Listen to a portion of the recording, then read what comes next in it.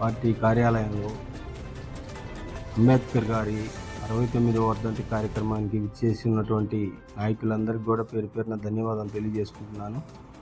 ఈరోజు అంబేద్కర్ గారి కార్యక్రమం వచ్చిన రోజే కొన్ని పాలక వర్గాలు ఆ రోజు గొప్పగా మాట్లాడతారు, తర్వాత కనీసం పట్టించుకున్న దాఖలాలు లేవు, ఆచరణలో కూడా లేదు. గతంలో జగన్మోహన్ రెడ్డి గారు ఏదైతే అంబేద్కర్ గారు కానీ మరి గాంధీ మహాత్ముడు చెప్పిన బాటలో ఆయన నడిచి మరి పల్లెల్లో పరిపాలన కానీ అన్ని రంగాల్లో కూడా ఆ రోజు సుభిక్షంగా ఉన్నారు ప్రజలు.